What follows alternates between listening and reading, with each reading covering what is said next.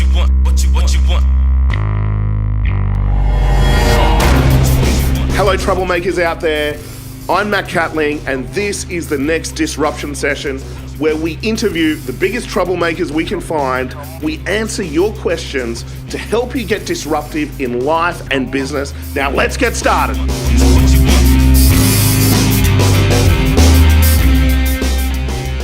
Hello, troublemakers. Matt Catling here, and today we have our next disruption session.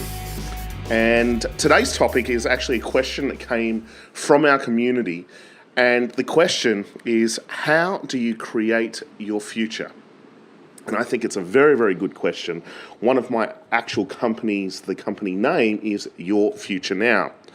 Now, the background behind Your Future Now, the reason I created it is because I noticed something with myself. I had this lifelong pattern, really, of kind of putting everyone else first and not asking for what I want and really not making decisions. And this played out from childhood, basically, and it started because I got so severely bullied that I wanted to be safe. And so in order to make people safe, in order to make myself safe, I should say, is I started to basically find out how I could make people happy, often at the cost of myself. And if I could make them happy, then maybe they wouldn't bully me and I would be okay. And it's interesting, these little decisions that we make in childhood that can often play out into bigger patterns as time progresses. And so this had me get into different businesses that I didn't even want to be involved in, or different projects that I hated, careers. I remember I first jumped into IT when I was about 18, 19, and the only reason I did that was because my mum said to me, this is what you should do. And so that is probably a really important thing to look at, is the shoulds. Because often we should on ourselves and we should on other people, especially if we're not doing what we love. We can often project that onto other people. And so the big decision came for me when I actually lost everything. Almost overnight, I lost a big organisation, I lost a relationship, and it was one of those crisis moments that shakes you up so much that you examine everything. And so I examined kind of my external life, every area of life, and then I went inside and I looked at, well, how did I actually create this? Because if we look at the principle of cause versus effect, we really create our reality, and I believe that the sum total of our conscious and unconscious decisions have kind of led us to this point. The challenging part is these unconscious decisions that are happening. And as I said before, these unconscious decisions have often started through the ages of 0 to 7, 7 to 14, and they kind of pick up speed as we go through. And so that's what I did. I did an audit on myself, and it's very, very hard to do the audit on yourself. You need support. And so I brought in this team. I started to examine every single belief system, every single limiting decision, negative emotions that started to show up. And I started to look at these, and instead of kind of being the effect of them, and this is what I say at Live It Now, is our wounds often become our superpowers. But the challenge is that who is making the decisions? Is it you or your wounds? And so if your wounds are kind of unconsciously making the decision, then they're going to play out big time. And often they play out in a way where you're not necessarily getting what you want. And so I think the first thing that I did is I did an audit on these wounds, and I started to really attack them. Instead of running away from them, I started to face them. I started to look at them. I started to do the work, and I started to change the stories. And I think that's a really, really important thing to look at, is that when we start to change the stories, we start to change our life. And we start to play in a really big way. And so a lot of the stories that often we hold on to, we're powerless, or we're the effect side of the equation. And what that means is that we're putting the cause outside of ourselves. And that could be, I can't have the life that I want because I was bullied, or I can't trust people because this happened around relationships, or I can't launch another business because the last time I was in business, my business partner screwed me over and it's just going to happen again. while I hold on to those stories, I'm probably going to recreate that stuff, or I'm going to stay stationary and kind of just go with the flow. So what did I start to do? I started to look at this stuff. I started to challenge it. I started to change the meaning and reframe it, and I started to use this. And instead of kind of saying to myself, oh, I can't trust another person, I started to look at this and I started to go, well, you know what? Now I know things. Now I know things that I previously didn't. Now I'm going to see things before they happen. And I started to look at it and kind of think, well, it could have been so much worse. And isn't this a great opportunity to get a lesson in terms of the university of life? And things started to change. The minute I started to change those stories from being at the effect side of the equation to me being at cause, clarity started to unfold. And I started to get new ideas. And one of the ideas was, well, how do I turn these wounds into my superpowers? Well, up to this point, I've been on everyone else's goal plan. I've been trying to make everyone happy. And while doing that, I've lost myself. I have no idea who I am. I have no clarity in terms of what I want. I'm thinking about the worst case scenario, so how can I flip that? Then I came up with the concept of your future now, because I kind of figured there's probably a lot of people out there that are on other people's agendas. And so I decided, well, maybe I'm here to face that wound and to flip that wound and then to create. Your Future Now was born. And then all of a sudden, I'd launched this company within, I think, 3 months. I went national with this business.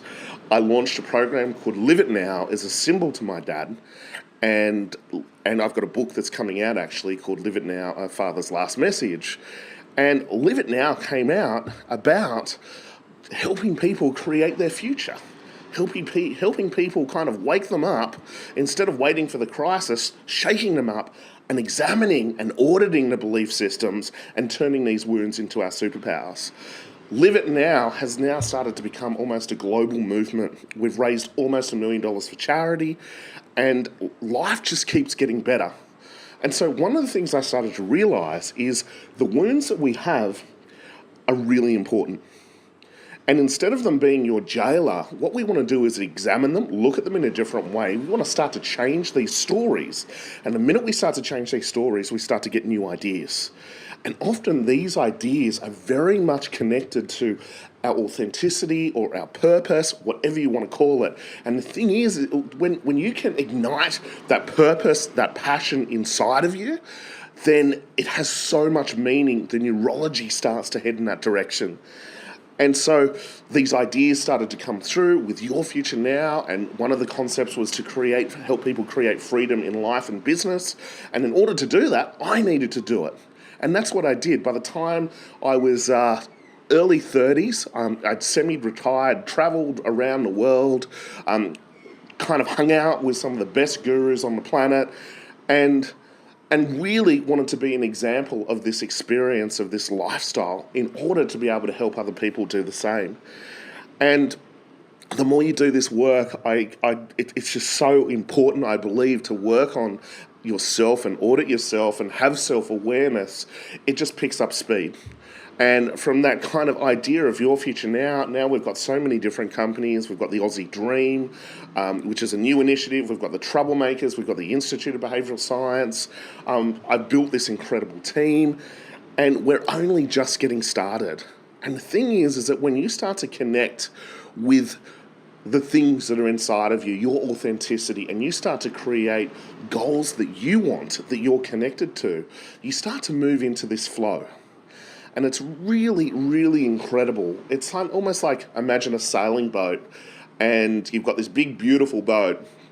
But if you don't get it on the right course, or if you don't get that sailboat aligned, the sails will flap. It'll be a terrible experience. But once you find that wind, once you find that flow, you start to sail. And it starts to become really, really easy. The more you start to understand yourself, and the more you go through challenges. And I think that's one of the biggest things that people don't realize is that the bigger the goal that you set, the more chaos you're going to go through. And that's kind of the flapping of that wind. But when you align yourself, suddenly everything starts to flow.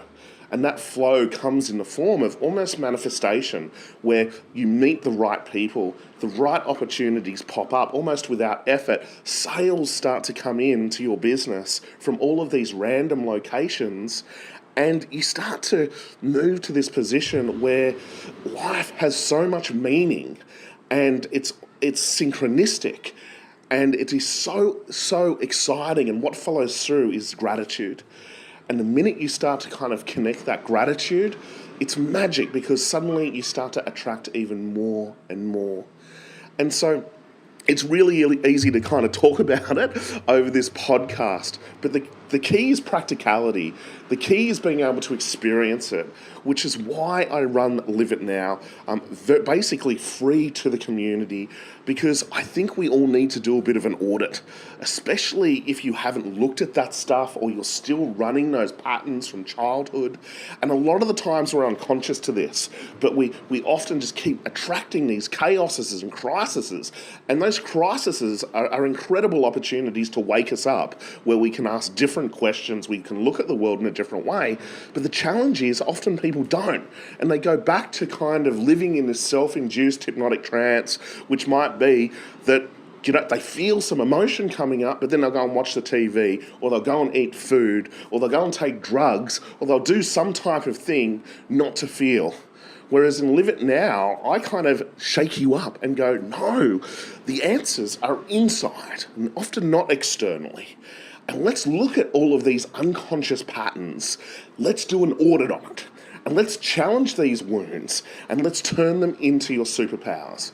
Now, the thing is, it doesn't happen overnight, but Live It Now is such a wonderful starting point to be able to look at all of those things. And so if you're interested in Live It Now, check it out, liveitnow.com.au. We'd love to see you at that event.